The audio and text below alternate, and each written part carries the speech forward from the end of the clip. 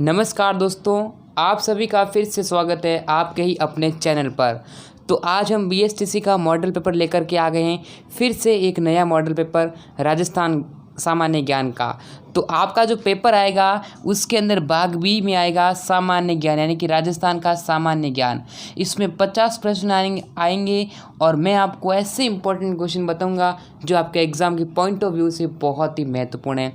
तो दोस्तों, वीडियो को लाइक नहीं किया है तो लाइक कर दीजिए और चैनल को सब्सक्राइब नहीं किया है सब्सक्राइब कर लीजिए और पास में बेल आइकन को प्रेस कर लीजिए, जिससे आपको बीएसटीसी के रिलेटेड और भी वीडियोस आएंगे तो उसका नोटिफिकेशन आप तक सबसे पहले मिल जाएगा। तो देखिए, चलिए शुरू करते हैं। शुरू करने से पहले मैं आपको बता दूं कि आप हमारे टेलीग्राम चैनल पर ज्वाइन कर लीजिए, जिसका लिंक डिस्क्रिप्शन में, वहाँ पर भी आपको ऐसे इंपॉर्टेंट क्वेश्चन मिलेंगे और इसकी PDF आपको मिल जाएगी।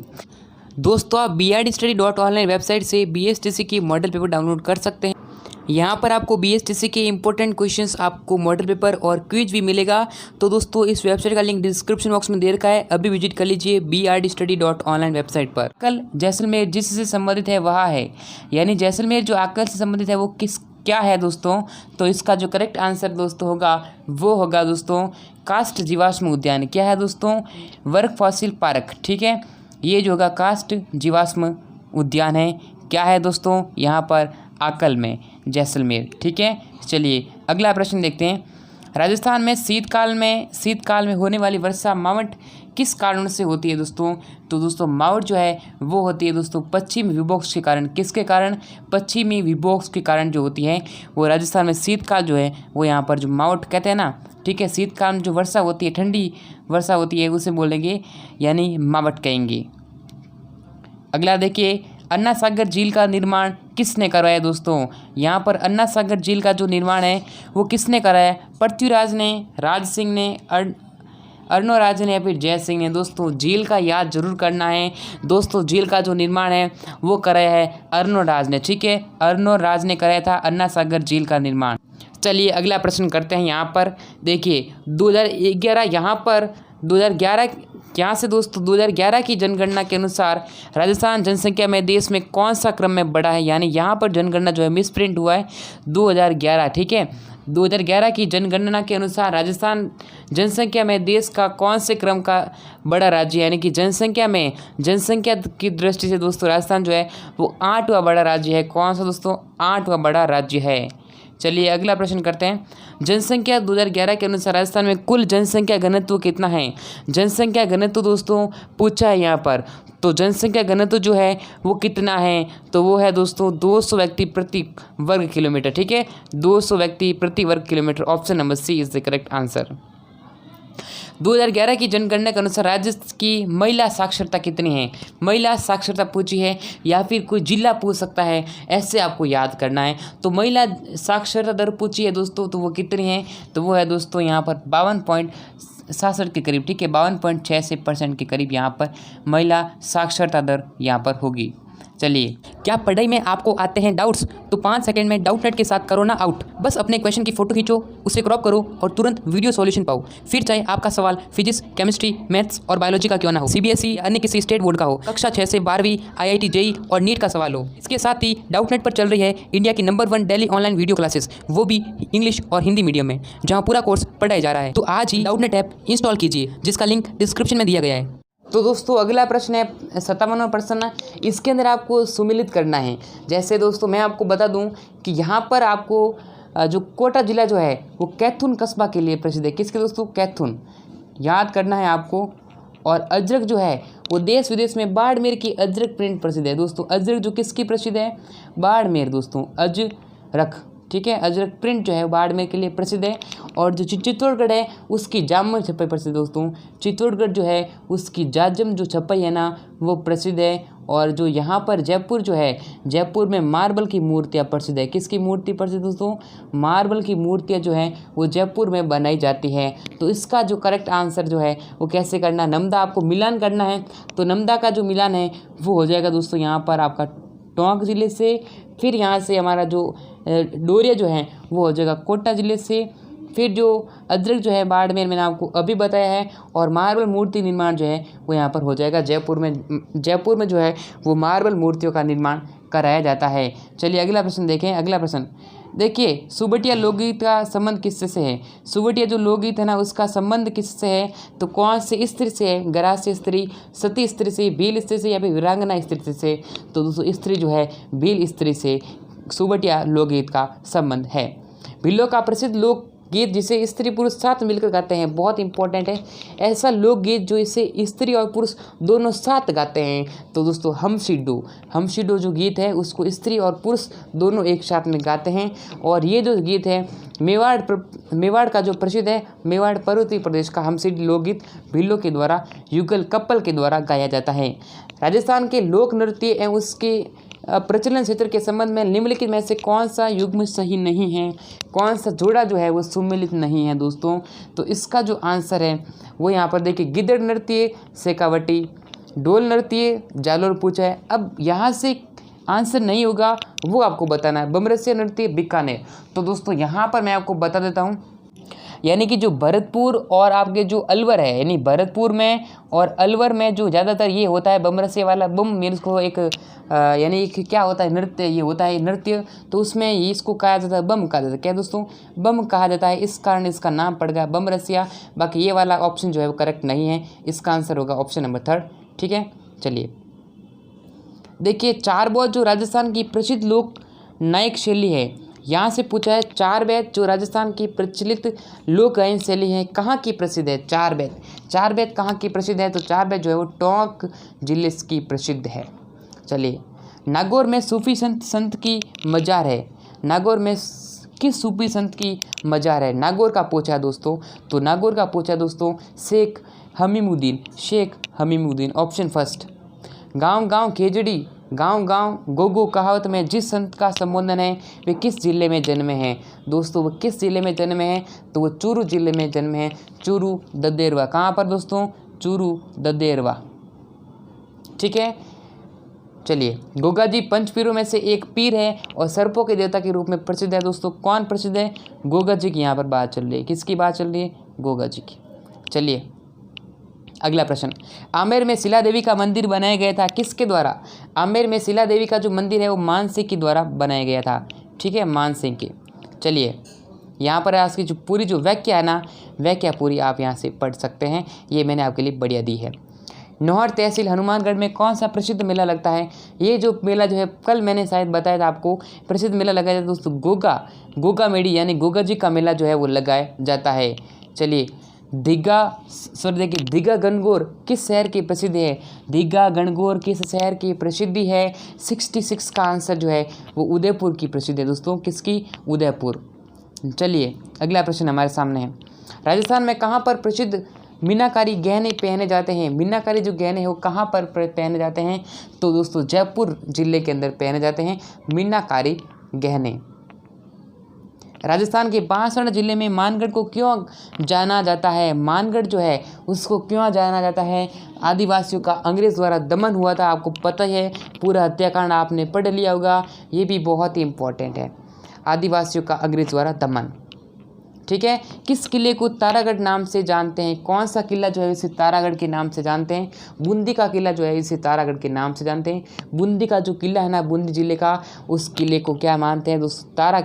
तारागढ़ जिला का मानते हैं। त्रिपुरा सुंदरी का मंदिर किस जिले में है? त्रिपुरा सुंदरी का जो मंदिर है वो किस जिले में है? तो दोस्तों त्रिपुरा जिले का जो मंदिर है ना वो है बांसवाड़ा जिले में। Option first is the correct answer. Jaipur स्थित गैटोर की क्षत्रिय किस वंश के राज परिवार से संबंधित है? ये प्रश्न आपका एग्जाम के अंदर आया है, आपको बताना है इस प्रश्न के आंसर क्या है। कछुआ जो है, कछुआ वंश है ना, उससे संबंधित है। राजस्थान में भित्ति चित्र को चिरकाल तक जीवित रखने के लिए आलेखन पद्धति है, जिसे क्या कहते हैं?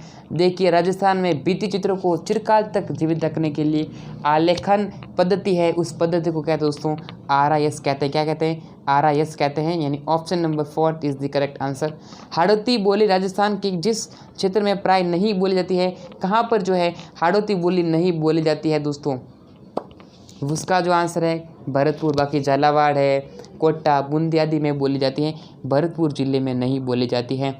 चलिए अगला प्रश्न, यहाँ पर आपको गलत सुमेलन बताना है दोस्तों, गलत युग्म को चुनना है।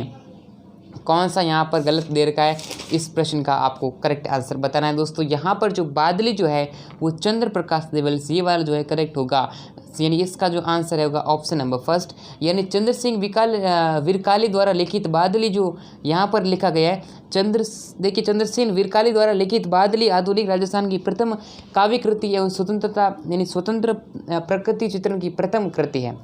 चंद्रबरदाई द्वारा ग्रंथ, बहुत बार एग्जाम में पूछ लिया गया है, चंद्रबरदाई द्वारा रचित ग्रंथ कौन सा है, चंद्रबरदाई ने कौन सा ग्रंथ रचा था। पृथ्वीराज राजस्व दोस्तों 9th क्लास की बुक में दे रखा है, सामाजिक की किताब में जाकर देख लेना, उसको पढ़ लेना। 8वीं क्लास की किताब में भी है, लेकिन अब थोड़ा कोर्स चेंज हो गया है, लेकिन वो आपको मिल जाएगा। चलिए, राजस्थान उच्च न्यायालय की मुख्य पीठ किस शहर में है। राजस्थान उच्च न्यायालय की मुख्य पीठ जो है वो जोधपुर के अंदर है, और इसकी जो खंडपीठ है ना, खंडपीठ कहाँ पर है, खंडपीठ है जयपुर के अंदर, और मुख्य पीठ है वो जोधपुर के अंदर होगी दोस्तों। ये बहुत इंपॉर्टेंट है, एक प्रश्न से 2 प्रश्न आपको बन रहे हैं, इसको राजस्थान के बहुत इंपॉर्टेंट है, इसको याद कर लेना। राजस्व बोर्ड का मुख्यालय कहाँ पर है।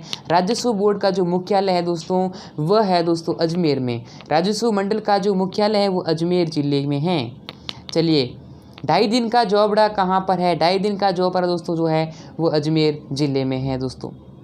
राजस्थान में देखिए अजमेर जिले में स्थित इस इमारत की निर्माण अवधि के 2.5 दिन होते हैं। यहाँ एक मुसलमान फ़कीर पंजाब शाह का 2.5 दिन का उससे उर्स लगने के फलस्वरूप इमारत 2.5 दिन का चौपड़ा कहलाती है। राजस्थान में पूर्णतः बहने वाली नदी कौन सी है, ये बहुत ही इंपॉर्टेंट प्रश्न है। पूर्णतः जो नदी बहती है ना, यानी सदाबहार बहती रहती है नदी, उसको नदी कहते हैं। उसको बनास नदी जो है राजस्थान में पूर्णतः बहने वाली नदी है। राजस्थान में ये देखिए दर्रा अभ्यारण्य से जरूर 1 या 2 प्रश्न आएंगे। दर्रा अभ्यारण्य कहाँ पर है, कोटा में है दोस्तों, कोटा, और ठीक है इसका आंसर होगा। यहाँ पर देख सकते हैं, ठीक है, इसकी व्याख्या यहाँ पर करी जा चुकी है।